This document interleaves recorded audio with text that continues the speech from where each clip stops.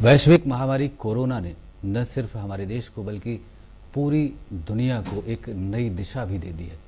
अगर हम बात करें अपने समाज की, तो समाज में कई ऐसी चीज़ें हैं जिनमें बदलाव दिखाई दे रहा है। ये बदलाव कितना स्थिर है, भविष्य में क्या होने वाला है, कोई नहीं जानता। बहरहाल बदलाव तो है ही। समाज की जो दशा है, समाज की जो इस समय प्रवृत्ति है, परिवेश है, और कोरोना संकट ऐसी स्थिति में समाज को किस दिशा में ले जा रहा है, इस महत्वपूर्ण विषय पर चर्चा करने के लिए हमने अपने स्टूडियो में आमंत्रित किया है बरेली के शिक्षाविद एवं समाज विचारक डॉक्टर के.वी. त्रिपाठी जी को। आपका स्वागत है। और मेरे बगल में मौजूद है बरेली कॉलेज बरेली के दर्शन शास्त्र के associate professor doctor AC. Tripathi. Doctor साहब, आप दोनों का बहुत बहुत स्वागत है स्टूडियो में। धन्यवाद। जैसा कि हम सब जानते हैं, कोरोना संकट इस समय पूरी दुनिया पर छाया हुआ है और हमारा समाज पूरी तरह से प्रभावित है। समाज की दशा और दिशा में भी बहुत बड़ा परिवर्तन देखने में आ रहा है। जो जीने का तरीका है, लोगों का जीने का अंदाज है या लाइफ स्टाइल है, उसमें बदलाव तो हो ही गए हैं। भविष्य में पता नहीं क्या और बदलाव की आवश्यकता होगी। तो हम ये जानना चाहेंगे, आपसे ही शुरुआत करना चाहेंगे कि जो कोरोना संकट है, कोरोना संकट को हमें किस तरह समझने की ज़रूरत है। हमारे समाज के लोग कोरोना को किस तरह समझें ताकि वो संकट न हो करके एक रास्ता बनाने का, एक पथ प्रदर्शक के रूप में हमें ये घड़ी जो है वो आगे हमारा रास्ता दिखा पाए, हमारा अनुसरण हम उसका कर पाए। बहुत ही महत्वपूर्ण बिंदु है ये, जिस पे बात होनी चाहिए। और हम ये देख रहे हैं कि भारतीय समाज भी और पूरा विश्व समाज जी पिछले 3 से 4 महीनों के दरमियान एक ऐसी अबूझ और आक्रामक पहेली में फंस गया जिसकी उसने कभी कल्पना ही नहीं की थी। जी। न किसी विज्ञान ने, न किसी प्रकृति विज्ञानी ने, न किसी समाज विज्ञानी ने, न किसी चिकित्सा शास्त्री। जी।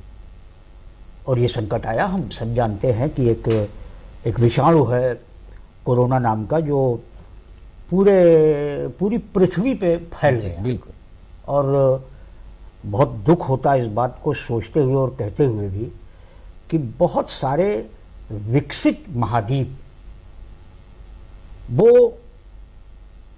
लगभग जड़ता की स्थिति में और लूटी पिटी स्थिति में। जी जी, बिल्कुल सही। और मानवता एक तरफ इसका दंश झेल रही है, दूसरी तरफ सोच भी रही है कि ये कौन सी आक्रामकता है। जी। मगर एक चीज इसके बुनियाद में अगर हम जाएं तो ऐसा लगता है, खासतौर पे एक दर्शन के विद्यार्थी के नाते मुझे ये लगता है कि हमने हजारों साल विकास का सफर तय किया। जी। हर महाद्वीप ने तय किया। हमने अपने एशियाई महाद्वीप में, अपने उपमहाद्वीप भारतीय उसमें तय किया है। इस विकास की यात्रा करते हुए हमने ये नहीं हमने तय किया कि हमें अपनी यात्रा की गति के नियंत्रण के क्या उपाय करने। बिल्कुल। जी। मैं अपने देश की बात करूं, अपने समाज की बात करूं, भारतीय समाज की, तो ये समाज हमेशा से एक सरल दिव्य तत्व में विश्वास रखने वाला, प्रकृति को उसी परम पुरुष का एक अनिवार्य हिस्सा मानने वाला। जी। हमारे वेदों में, खासतौर पे अथर्ववेद में 63 बार जी प्रकृति को, पृथ्वी को मां कहते हुए इसका आदर किया गया। जी जी। तो जो हमारा ये समाज था कि जिसके रोम रोम में प्रकृति और पुरुष के सामंजस्य की भावना है, जी, उसने दुनिया को चलते हुए देखा। और एक मानवता की इस विकास की यात्रा में एक स्थिति ऐसी आ गई कि इस प्रतिभाशाली मानवीय समाज ने बुद्धि और विज्ञान को अपनी उपलब्धियों का सबसे बड़ा हथियार बनाया। जी। और उस हथियार बनाने के क्रम में हमने प्रकृति और पुरुष के बीच स्वाभाविक संबंध और सामंजस्य से भरपूर छेड़छाड़ की। मैं ये नहीं कहता कि उसमें हमने जानबूझ के ये किया जी। हमने विकास के कोलाहल और आपाधापी में अधिक से अधिक प्राप्त करने की इच्छा में, निजी तौर पर समृद्ध होने की इच्छा में, बुद्धि का कौशल दिखाने की इच्छा में हमने एक ऐसा विकास गढ़ा जिसने प्रकृति को चोट पहुंचाई, जिसने मनुष्य की चेतना को चोट पहुंचाई, जिसने मनुष्य की बुद्धि को अपरिष्कृत कर डाला, जिसने विज्ञान जैसे स्वरूप का या वैज्ञानिक मन का एक हट हमको सौंप दिया।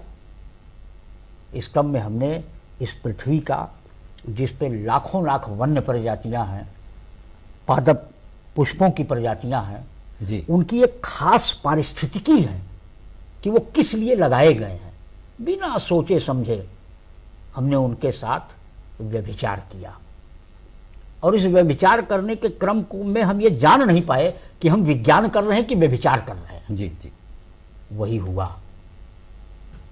गांव जहां बुनियादी चीजों की उत्पादकता मनुष्य को पूरी तरीके से समृद्ध करने के लिए उपलब्ध थी, उस प्रकृति प्रदत्त लंबे भूगोल को हमने छोड़ा, भूगोल को छेड़ा।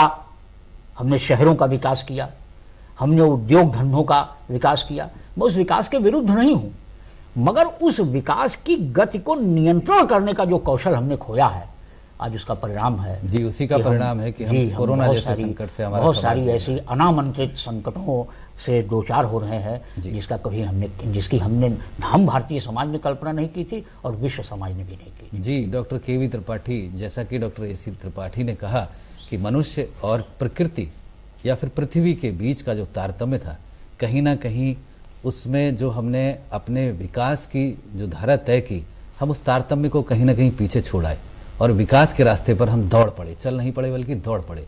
उसी का परिणाम आज ये कोरोना संकट जैसी स्थिति के रूप में हम देख रहे हैं। चूंकि हमारा समाज ही प्रभावित हो रहा है, सबसे पहले समाज है, उसके बाद सामाजिक परिवेश है, दूसरी चीजें हैं। तो जो परिवर्तन महसूस किए जा रहे हैं समाज में, जिस तरह के नियम सुझाए जा रहे हैं, और ये भी कहा जा रहा है कि कोरोना से लड़ने का सिर्फ और सिर्फ एक ही उपाय है, हम घर में रहें, सुरक्षित हैं, आपस में दूरी बनाकर रखें, जबकि घर में रहकर विकास की उस दौड़ को निरंतर जारी रखना असंभव है। और दूरी बनाकर हम कैसे आपस में सामंजस्य बिठा सकते हैं? क्या लगता है आपको कि जो हमारा भविष्य है वो हमें किस ओर संकेत कर रहा है? निश्चित तौर पे बहुत ही महत्वपूर्ण प्रश्न है कि जिस दौर में हम हैं, कोरोना संकट की बात, जैसा कि आदरणीय हमारे वरिष्ठ ने बताया कि इसके बारे में अभी यही नहीं समझ पा रहे हम कि ये कितना विकराल है। WHO की नई रिपोर्ट के हिसाब से दुनिया के 215 देशों में इसका विस्तार हो चुका है। भौगोलिक रूप से देखें तो ये मानव सभ्यता के इतिहास की सबसे बड़ी त्रासदी है। जी बिल्कुल। अगर जो असर के तौर पे हम देखें तो इसने बहुआयामी असर छोड़े हैं। कोई भी ऐसा क्षेत्र नहीं जहां इसका हमें स्पष्ट असर न दिखाई दे रहा हो।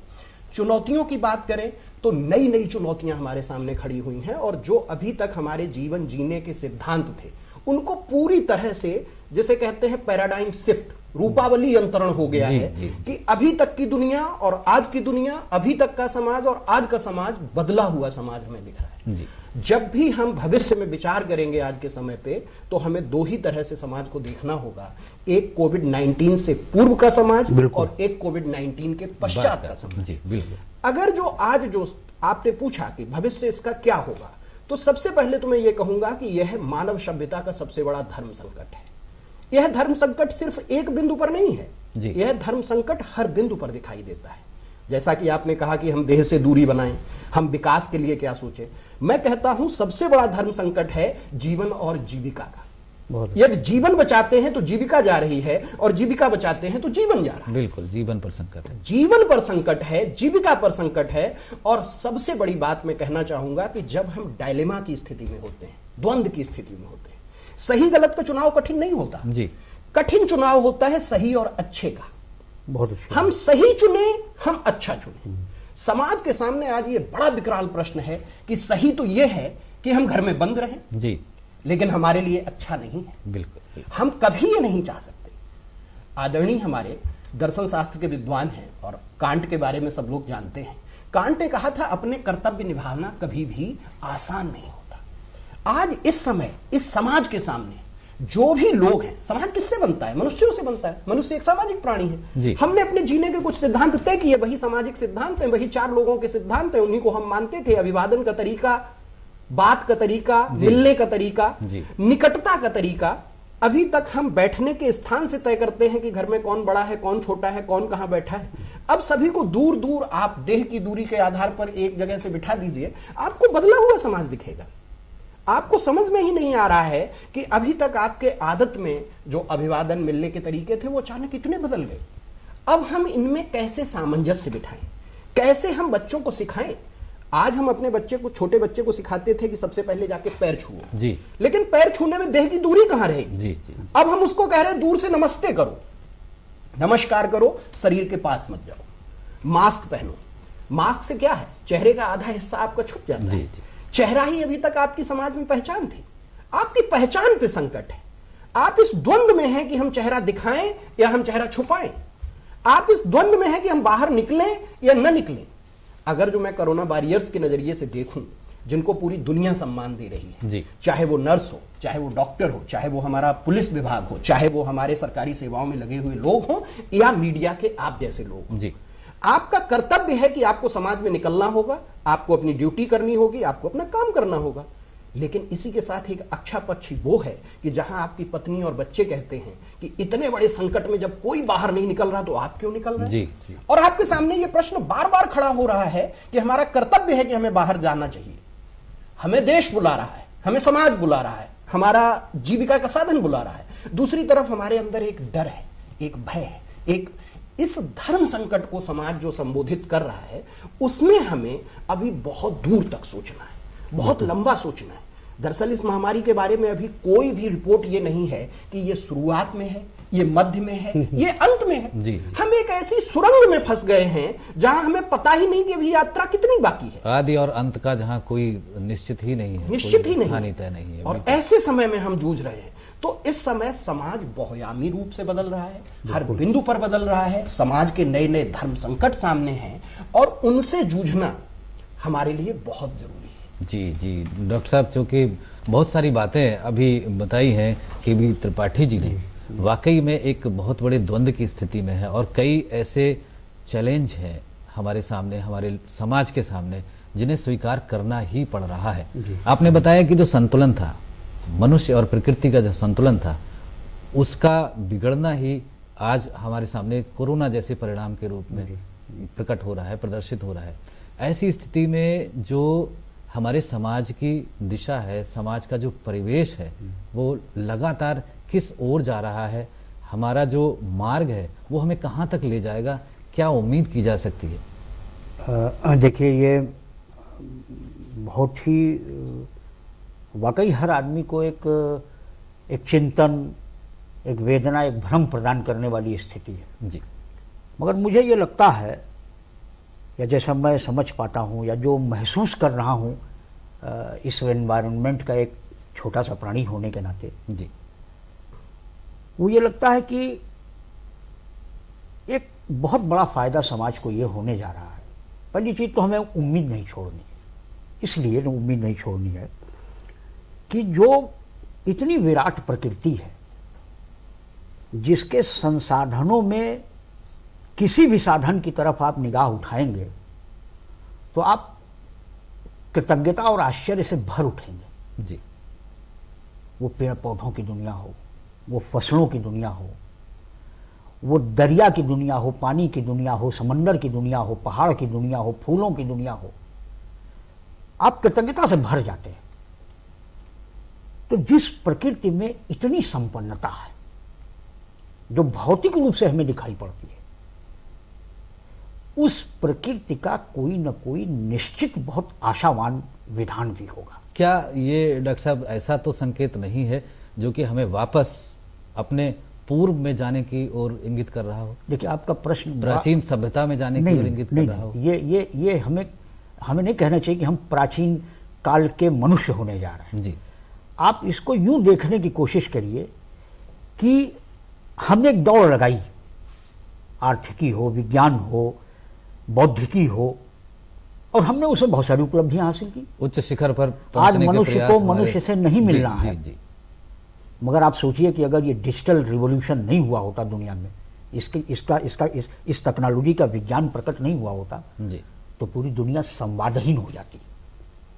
और ये हमारे जो कोरोना वॉरियर्स हैं, जो हमारा प्रशासन है, जो हमारा देश का प्राइम मंत्रिमंडल है, प्रधानमंत्री, मुख्यमंत्री है, ये कैसे इन चीज़ों को संयोजित और नियंत्रित जी, करेंगे? बिल्कुल। हमें ये सोचना चाहिए कि हम प्राचीन काल में नहीं जा रहे हैं।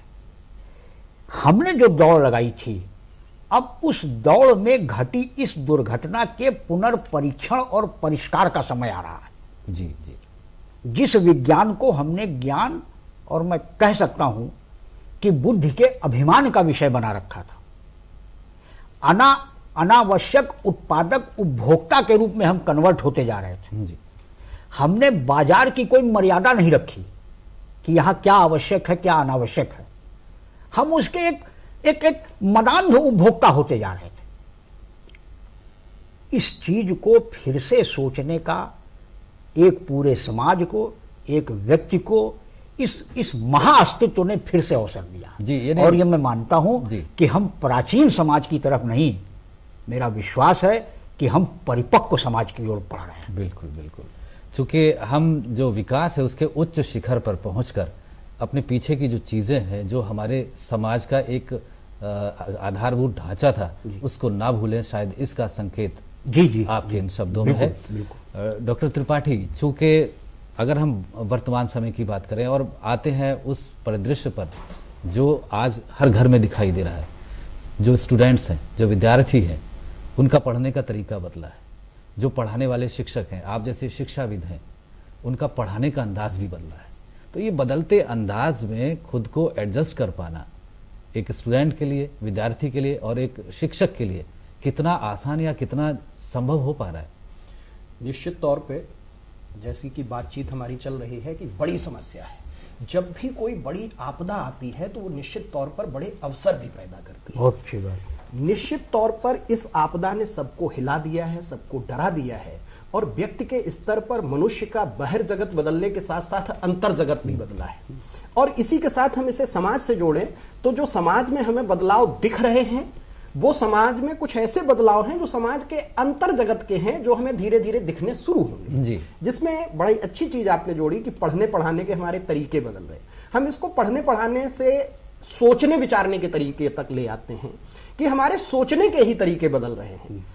जब आप कोई चीज नहीं, दृश्य नहीं बदल सकते तो आप दृष्टिकोण बदलते हैं। जी। अब इतनी बड़ी विकराल आपदा है जिसके सामने हम बौने नजर आ रहे, बड़ी बड़ी महाशक्तियां हतप्रभ खड़ी हैं, किंग कर्तव्य विमूढ़ है पूरा विज्ञान परिदृश्य कि आखिर हम इससे कैसे जूझें। उसी के बीच नए अवसर पैदा हो रहे हैं, क्योंकि अवतार सिंह पास की वो लाइन याद आती है कि सबसे खतरनाक होता है मुर्दा शांत से भर जाना, सबसे खतरनाक होता है हमारे सपनों का मर जाना। जी। हमारा भारतीय समाज कभी सपनों को नहीं मरने देगा। हम शिक्षक हैं, हमारी ये भूमिका है कि हम सपने न मरने दें। इन्हीं सपनों को बचाए रखने के लिए हमने आज तकनीक का सहारा लिया। आज हम ऑनलाइन क्लासेस ले रहे हैं, हम लगातार पीडीएफ में बच्चों को नोट्स देते हैं और उसके बाद उस पर डिस्कस करते हैं। बहुत सारी तकनीक ने वृद्धि की, जैसा अभी हमारे वरिष्ठ ने कहा कि नई अगर जो तकनीक के साथ हम प्रकृति की चीजों को जोड़ रहे हैं तो एक नई दुनिया खड़ी हो रही है जो ज्यादा सुनहरी है, जो ज्यादा आश्चर्यजनक है, जो ज्यादा आकर्षित कर रही है जी। कि तकनीक के विकास को इस 21वीं शताब्दी में अगर जो हम बात करें कि हमारे मनीषियों ने, पूर्वजों ने पहले से जो किताबें लिखी और वहां एक बड़ी निर्णायक तिथि उन्होंने दी थी 2020। जी। हमारे पूर्व राष्ट्रपति साहब ने कहा था।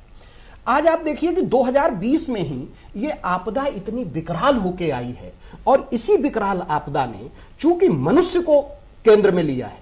आज आप देखेंगे इस आपदा का सबसे बड़ा केंद्र मनुष्य है। विषाणु से जनित जो दूसरी बीमारियां रही उनमें कोई दूसरा जानवर, कोई दूसरा तरीका, यहां सब कुछ मनुष्य पर केंद्रित हो गया है और जब भी जो केंद्र में आता है वो महत्वपूर्ण हो जाता है। तो मनुष्य आज महत्वपूर्ण है। श्रम के तरीके बदलेंगे, हमारी सरकारें, हमारे सोचने वाले लोग, हमारे नीति नियंता आज इस पे ध्यान दे रहे हैं कि ये भारतीय समाज के लिए अंतरराष्ट्रीय जगत पर अपने को स्थापित करने के एक अवसर मिल गया है। आज भारत का शिक्षक अमेरिका में बैठे हुए विद्यार्थी को शिक्षा दे सकता है। जी, जी। और आज इसकी जरूरत है। आज हमें एक बड़ा अवसर प्राप्त हुआ है बड़ा एक माध्यम तैयार हुआ है और इसके तहत भारत की ताकत को पूरा समाज देख रहा है। फिर लेकिन इसके साथ मैं जोड़ूंगा कि जरूरत इस समय इस समाज में हमें एक सकारात्मकता बनाने की है, जिससे कि किसी के भी सपने न टूटे। आज हम अपने मजदूर भाइयों को देख रहे हैं जो महानगरों से पलायन कर रहे हैं, जो अपने गांव की ओर लौट रहे हैं। अब हमें नए समाज में, नई व्यवस्था में उनको इस स्थिति में खड़ा करना होगा कि वो जहां हैं वहीं ताकतवर बन के खड़े होंगे, वहां उनकी पहचान होगी। तो इसलिए नई नई चुनौतियां हमेशा नए अवसर पैदा करती हैं और उनके लिए लोग खड़े होते हैं। जी, चुनौतियां अवसर लेकर आई हैं। कितना सहमत है डॉक्टर एसी त्रिपाठी आप? मैं बिल्कुल केवी त्रिपाठी साहब की बात से बिल्कुल सहमत हूं और ऐसी ही सकारात्मकता समाज में होनी चाहिए। और बहुत प्रसन्नता की बात है कि कम से कम हमारे भारतीय समाज में ये सकारात्मकता है। ये शायद इसलिए है कि मुझे गांधी जी की वो बात याद आती है कि उन्होंने एक बड़ी अच्छी बात कही है। उन्होंने कहा कि आत्मशुद्धि के जितने प्रयास सेल्फ प्योरिफिकेशन के जी इतिहास में भारतीय समाज द्वारा किए गए हैं, वैसा कोई उदाहरण दुनिया के किसी दूसरे इतिहास में देखने को नहीं मिलता। बिल्कुल। तो आप देखिए कि हम 4 महीने से आशंकित भी हैं, भ्रमित भी हैं, मोर ओवर अकेले भी हैं। एक हमको इसका जो विकल्प सुझाया गया है, इसका समाधान सुझाया गया है कि हम एक सामाजिक और शारीरिक दूरी बनाए रखें जी। इसको सब हमने बहुत धैर्य हमारी चेतना में है भारतीय समाज की, उसको हमने बहुत अच्छा पालन किया है।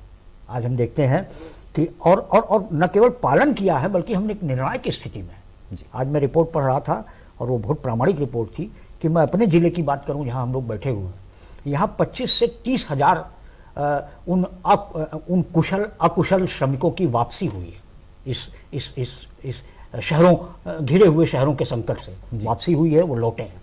मगर वो लौटे इस बार हताश होके नहीं, इस बार निर्णायक की स्थिति में लौटे हुए। एक संकल्प उनके मन में उनके मन में है कि हम जिस बुनियाद पे खड़े थे उस बुनियाद पे अब कोई महल तय करना है। और बड़ी अच्छी बात है कि कल प्रधानमंत्री जी की जो एक प्रवाहमयी और प्रेरक वाणी सुनने को मिली, उसमें उन्होंने यही कहा है, एक बड़े पैकेज की घोषणा करते हुए जी। जिस पैकेज के केंद्र में श्रमिक है, मजदूर है, किसान है, लघु मध्यम वर्ग का आदमी है, एक बड़े पैकेज की घोषणा करते हुए उन्होंने ये प्रेरणा दी है और सरकार के हर पल साथ खड़े रहने का हार्दिक आश्वासन दिया है कि हम उस लोकलाइज्ड व्यवस्था को, स्थानीय व्यवस्था को, जिसको बहुत और नीचे जाए तो हम ग्राम्य व्यवस्था कहते हैं, उसको हर तरीके से मजबूत करेंगे। चाहे वो कृषि का क्षेत्र हो, चाहे लघु उद्योगों का क्षेत्र हो, चाहे कुटीर उद्योगों का क्षेत्र हो, चाहे लोगों के कौशल से जुड़े किसी भी उत्पादकता का क्षेत्र हो, हम उसको मजबूत करेंगे। मैं बहुत आशावान हूं कि ये मैं कह सकता हूं कि मुझे ये लगता है कि हम पूरे विश्व के साथ, अपने भारतीय समाज के साथ प्रकृति की कक्षा में बैठे हुए हैं। बिल्कुल जी। और हमें जो अध्यापन दिया जा रहा है हम उसका लाभ जरूर उठाएंगे। जी। डॉक्टर केवी त्रिपाठी, ग्लोबलाइजेशन का दौर है और कोई भी बात अगर आती है किसी उत्पाद को लेके तो ये कहा जाता है मल्टीनेशनल ब्रांड, जिसकी ओर हमारे समाज का आकर्षण था। मैं ये कहूँगा आकर्षण था। वापस हम अपनी चीज़ों पर आ रहे हैं, अपने इतिहास पर जा रहे हैं और जो हमारी धरोहर है, पुरातन धरोहर है, ये कहें कि जो हमारी वैदिक धरोहर है, उसको इस्तेमाल करने की, प्रयोग करने की और उसको आदत में लाने की बात कही जा रही है। यहाँ तक कि स्थानीय उत्पाद अपनाने की बात कही जा रही है। क्या कहेंगे आप? आज का जो परिवेश है, जो परिदृश्य है और समाज में जिस तरह की उथल पुथल या जिस तरह के बदलाव विशेष तौर से ब्रांड्स को लेकर आ रहे हैं। बिल्कुल सही प्रश्न है आपका। दरअसल समय अपने साथ नए नए बदलाव लाता है जी। जब भारत के संदर्भ में बात करें तो यहाँ भूमंडलीकरण की शुरुआत 1991 में होती है, जब 24 जुलाई 1991 को भारत सरकार नई आर्थिक नीतियों को अपनाती है। और उस समय ऐसा लगता है कि यह भूमंडलीकरण जो कि अर्थ के आधार पर पैदा हुआ है, जो सैटेलाइट के माध्यम से दुनिया को जोड़ रहा है, ये स्थानीयताओं का लोप कर देगा। और स्थानीयताओं के लोप की एक बड़ी चिंता समाज में, साहित्य में दिखाई देनी शुरू हुई जी। लेकिन आज इस परिस्थिति ने हमें फिर स्थापित किया कि हमारे जो भूमंडलीकरण की प्रक्रिया थी, जो प्राचीन काल से हमारे समाज की ताकत रही है, जहां हमारा देश यजमानी व्यवस्था पर आत्मनिर्भर समाज बन के खड़ा हुआ था, वही भूमंडलीकरण जो अर्थ के आधार पर था, आज इस आपदा ने बदलकर मनुष्य के आधार पर कर दिया है। अब हम मानवता के आधार पर एक भूमंडलीकरण की स्थापना करने की शुरुआत कर रहे हैं। जैसा कि हमारे प्रधानमंत्री जी ने भी कहा कि लोकल से ग्लोबल बनेगा, और लोकल के लिए हमें वोकल होना होगा। दरअसल सैटेलाइट के माध्यम से जो नई चमकती हुई दुनिया भारतीय समाज ने 1991 के बाद देखी थी, उसमें उसके प्रति एक बड़ा आकर्षण पैदा हुआ।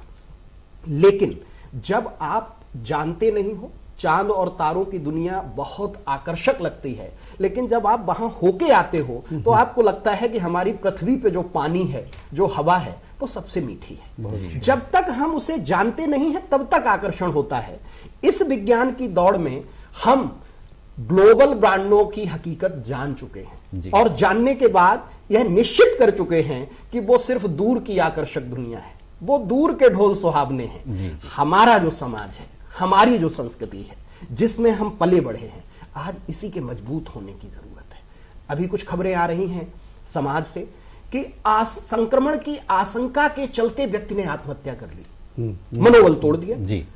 लेकिन भारतीय समाज में अगर जो आप जाएंगे तो यहां बचपन से ही हमारे अंदर जो परिवार के संस्कार होते हैं, उनमें आत्मबल, मनोबल इतना मजबूत होता है कि हर समस्या से हम लड़के और निखर के खड़े हो जाते हैं। और इसी की पहचान आज पूरी दुनिया हमारी तरफ आशाभरी नजरों से बिल्कुल। हमारे प्रधानमंत्री ने अभी चिकित्सा के क्षेत्र में लगभग 100 देशों को दवाइयों की आपूर्ति की, 40 देशों को उपहार के तौर पर और 60 देशों को वाणिज्य के तौर पर। कल कह भी रहे थे, कल उन्होंने इस बात को जिक्र किया, और यह बहुत स्पष्ट संकेत है कि जिस क्षेत्र में तथाकथित दुनिया की महाशक्तियां अपना वर्चस्व स्थापित किए हुए थी, जैसे फार्मास्यूटिकल की बात कर रहे हैं हम अभी, अमेरिका की एक अपनी मोनोपोली थी पूरी दुनिया में, आज हमसे दवाई की आपूर्ति के लिए वो आशाभरी नजरों से देख रहे हैं। और हम या हमारे प्रधानमंत्री जी जो हमारे समाज का प्रतिनिधित्व करते हैं, हमारे प्रतिनिधि हैं, उन्होंने किसी को निराश नहीं किया।